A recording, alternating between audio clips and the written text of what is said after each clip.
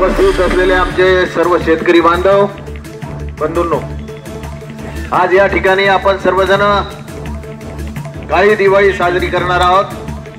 आपला शेतकरी राजा संकटात सापडलेला आहे। आज शेतकऱ्याची हालाकीची परिस्थिती झालेली आहे, हे आपण उघड्या डोळ्यांनी या ठिकाणी पाहून आलो।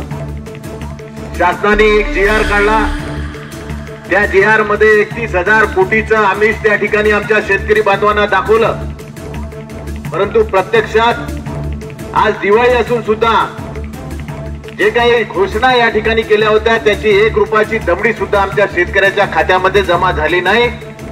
म्हणून आमच्या शेतकरी बांधवावर जे संकट आलेलं आहे, या संकटासाठी तुम्ही आम्ही सर्वजण या ठिकाणी चटणी भाकर खाऊन आज या ठिकाणी दिवाळीच्या दिवशी या ठिकाणी काळी दिवाळी आपण साजरी करणार आहोत। आपल्या सर्वांना माहिती आहे, या सरकारने अनेक घोषणा केल्या, अनेक पॅकेज दाखवण्याचा प्रयत्न केला, परंतु शेतकऱ्याला जी खरी मदत या ठिकाणी मिळाली पाहिजे त्या मदतीचा एक दमडा सुद्धा आमच्या शेतकऱ्याच्या खात्यामध्ये अजून सुद्धा जमा झालेला नाही। या यवतमाळ जिल्ह्यामध्ये सर्वात जास्त शेतकऱ्याचं नुकसान झालेलं आहे, तुम्ही आम्ही आकडेवारीवरून पाहिलेलं आहे। आणि महाराष्ट्रात जी आकडेवारी आहे त्या आकडेवारीमध्ये यवतमाळ जिल्ह्याचा जो रिपोर्ट गेलेला आहे ते सर्वात जास्त शेतकऱ्याचं नुकसान जर अतिवृष्टीमुळे झालं असेल तर यवतमाळ जिल्ह्याचं झालं असं आकडेवारी आहे। परंतु दुर्दैव आपला असा आहे, ज्या दिवशी जीआर निघाला त्या दिवशी जीआर पाला आणि दिग्रजचं नावच त्या जीआर मध्ये नव्हतं। पालकमंत्री झोपला होता का? पालकमंत्री काय करून आले? कॅबिनेट मध्ये हे चर्चा झाली, त्या चर्चेमध्ये जीआर त्या ठिकाणी कायम करण्यात त्या ठिकाणी आला होता। त्यावेळेस दिग्रजचं नाव नव्हतं। जेव्हा आम्ही जीआर पाहिला तेव्हा आम्ही कलेक्टरशी चर्चा केली की जीआर मध्ये दिग्रजचं नाव का नाही, उमरखेडचं नाव का नाही, महागावचं नाव का नाही। या राज्याचे कृषी सचिव आहे, त्यांना मी फोन लावला, त्यांना विचारलं की बा आमच्या या दिग्रजचं नाव का नाही। त्यांनी सांगितलं की चुकीनं राहिला। मी म्हटलं चुकीनं कसं राहू शकते? जीआर पूर्ण महाराष्ट्रामध्ये तुमच्या साईडवर या ठिकाणी उपलब्ध झालेला आहे। कलेक्टरनी सांगितलं की मी ताबडतोब त्याचा प्रस्ताव पाठवतो। आणि आपल्या सर्वांचं दुर्दैव आहे की ज्या मतदारसंघाचं नेतृत्व तुम्ही करता त्याच्यामध्ये दिग्रज तालुका वगळला तरी तुम्ही एक शब्द टुकार सुद्धा म्हणत नाही। हे तुमच्या आमच्या सर्व शेतकऱ्यांसाठी दुर्दैवाची गोष्ट आहे। आपण सर्वजण म्हणतो भारत कोणता देश आहे? इतका मारणार आवले का आता कृषी प्रधान देश म्हणलं तर आता हे व्यापारी प्रधान देश झालेला आहे, हे पुढारी प्रधान देश झालेला आहे, हे अधिकारी प्रधान देश झालेला आहे। एक तरी बिल्डिंग दिग्रज मध्ये तुम्हाला दिसते का एखाद्या शेतकऱ्याची? हे सर्व शेतकरी बांधवांना या ठिकाणी वाऱ्यावर सोडलेला आहे। परंतु हिम्मत आपण सर्वांनी ठेवली पाहिजे आणि शेतकरी बांधवासाठी हे लढा देण्यासाठी आपण या ठिकाणी सुरुवात केली पाहिजे। माननीय राज्याचे मुख्यमंत्र्यांना घोषणा केली होती की कोरा 7/12 कोरा 7/12 कोरा 7/12 संपूर्ण कर्जमाफी दिली म्हणून। अजून कोणती वेळ त्या ठिकाणी पाहून राहिलेला आहे? अजूनही वेळ निघाली नाही का? शेतकरी एवढा संकटात सापडल्यानंतर सुद्धा कर्जमाफीची टुकार घोषणा सुद्धा या ठिकाणी होत नाही। कोणत्या इलेक्शनची मुख्यमंत्री वाट पाहून राहिले की इलेक्शन आलं त्याच्या अगोदर आम्ही या ठिकाणी कर्जमाफी देऊ।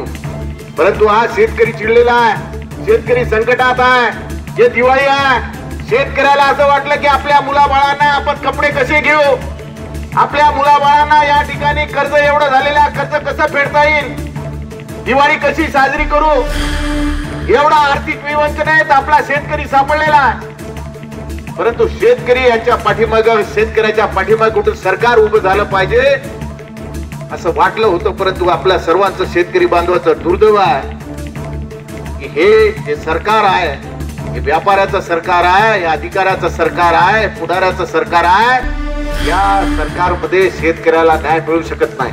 31,000 कोटीच्या घोषणा या ठिकाणी मुख्यमंत्र्यांनी केल्या, खरं पॅकेज काय? फक्त 12,000 रुपये या ठिकाणी आपल्या शेतकरी बांधवांना देणार आहे। ते 12,000 रुपयाला पहिला 4,000चा हप्ता, ते 4,000चा हप्ता सुद्धा दिवाळीच्या पूर्वी आमच्या शेतकरी बांधवांना द्यायला पाहिजे होता। ते सुद्धा आमच्या शेतकरी बांधवांना या ठिकाणी मिळालेला नाही।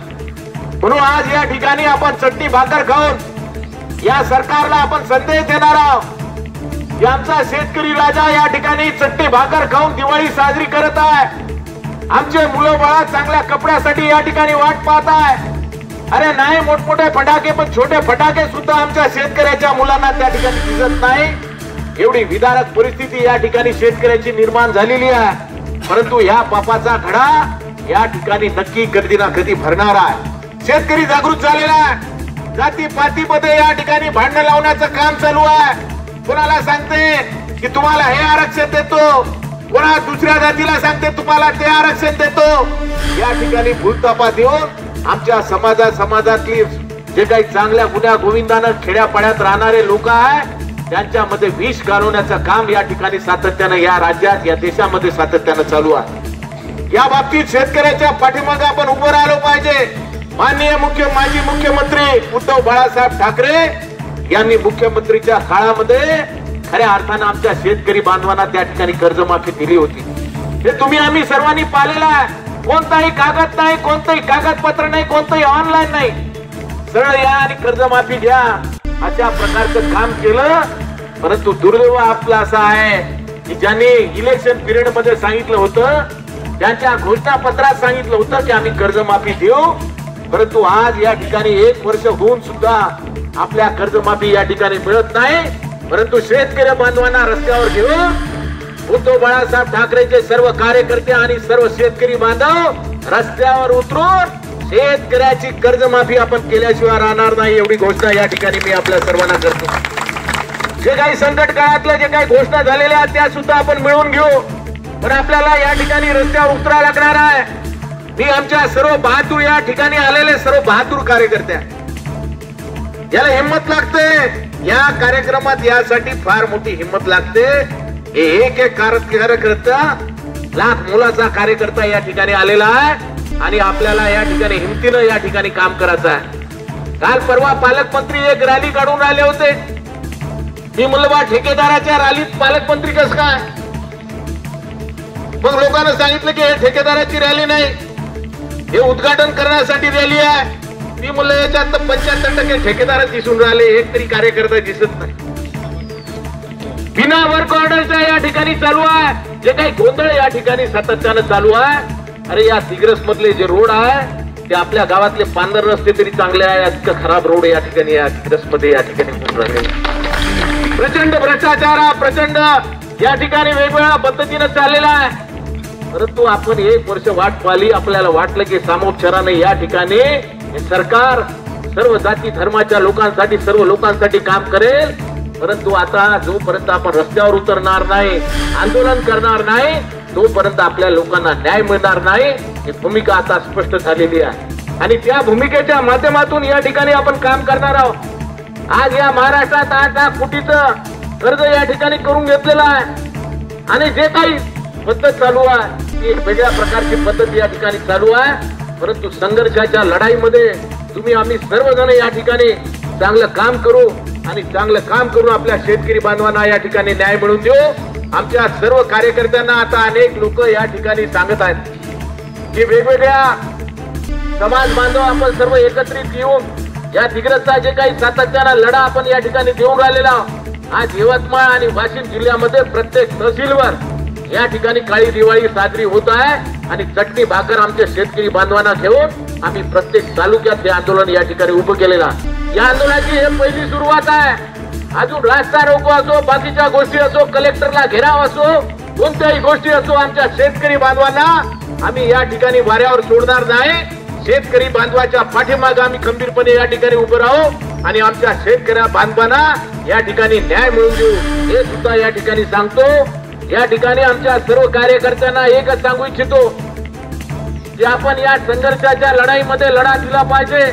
आपण रस्त्यावर उतरलं पाहिजे. आपल्या शेतकरी बांधवाच्या पाठीमागे उभे राहिलं पाहिजे आणि आपल्या शेतकरी बांधवाला असं वाटलं पाहिजे की कोणीतरी एखादा पक्ष आहे की जे आपल्या पाठीमागे या ठिकाणी खंबीरपणे उभा आहे आणि आपल्या या सुखात असो दुःखात असो कोणत्याही अडचणीत असो हा पक्ष आपल्या पाठीमागे उभा राहणार आहे. अशा प्रकारचा भास सुद्धा या ठिकाणी करण्याचा काही मंडळी भारतीय जनता पार्टीचे लोक प्रयत्न करून आले. परंतु लोकांना आता या ठिकाणी लक्षात आलेलं आहे की भारतीय जनता पार्टी आणि शिंदे गट आणि या ठिकाणी अजित पवार गट हे सातत्यानं या देशातील या राज्यातील तमाम सर्व जाती धर्माच्या लोकांना भूलतापा देत आहे. शेतकऱ्यांना या ठिकाणी वाऱ्यावर या लोकांनी सोडलेला आहे. म्हणून हा लढा तुम्ही आम्ही मिळून या ठिकाणी सातत्यानं देऊ. आता आपण या ठिकाणी चटणी भाकर खाऊन या ठिकाणी काळी दिवाळी या ठिकाणी आपण साजरी करू. आमच्या सर्व कार्यकर्त्यांना एकच सांगू इच्छितो की मुश्किल कुछ भी नहीं है, मुश्किल कुछ भी नहीं है इस दुनिया में. तू जरा हिम्मत तो कर, हाँ बदलेंगे हकीकत में, तू जरा कोशिश तो कर. आंधियां सदार रहती नहीं, मिलेंगे तुझे मंजिल तेरी, मगर तू तर जरा कोशिश तो कर, कोशिश तो कर, कोशिश तो कर. आपल्याला सर्वांना या ठिकाणी प्रयत्न करावा लागणार आहे आणि या प्रयत्नातून आपल्या सर्वसामान्य शेतकऱ्यांना या ठिकाणी न्याय मिळवून द्यायचा आहे. ही लढाई आजची नाही, ही लढाई आपण कायमस्वरूपी या ठिकाणी लढणार आहोत आणि आमच्या शेतकरी बांधवांना आपण न्याय मिळवून दिल्याशिवाय आणि कोरा सातबारा केल्याशिवाय आपल्याला या ठिकाणी स्वस्थ बसणार नाही. आमचे सर्व पत्रकार बांधव या ठिकाणी उपस्थित आहे. घरच्या भाकरी आणि चटणी आणून या ठिकाणी ही दिवाळी साजरी होत आहे. या दिवाळीचा संदेश ही भाकरी म्हणजे काही एवढी सोपी भाकरी नाही. हे भाकरी पलटवायला काही वेळ लागत नाही. या ठिकाणी या सरकारला या चटणी भाकरीचा इशारा आहे. हे शेतकऱ्याचा तळतळाट या सरकारला या ठिकाणी लागणार आहे आणि या तळतळाटाच्या बाबतीत सुद्धा या ठिकाणी करून हे करतो. या ठिकाणी आपण जो काही शासनाने GR काढलेला आहे त्या GR ची होळी सुद्धा आपण या ठिकाणी करणार आहोत. जे GR मध्ये फसव्या घोषणा या ठिकाणी सांगितल्या त्या GR ची होळी सुद्धा या ठिकाणी आपण करू. आपण सर्वजण या ठिकाणी मोठ्या संख्येने उपस्थित झालात त्याबद्दल आपल्या सर्वांचं मनापासून या ठिकाणी आभार व्यक्त करतो आणि माझे 2 शब्द संपवतो. जय हिंद, जय महाराष्ट्र, जय जवान, जय किसान. राहुल भाऊ इकडे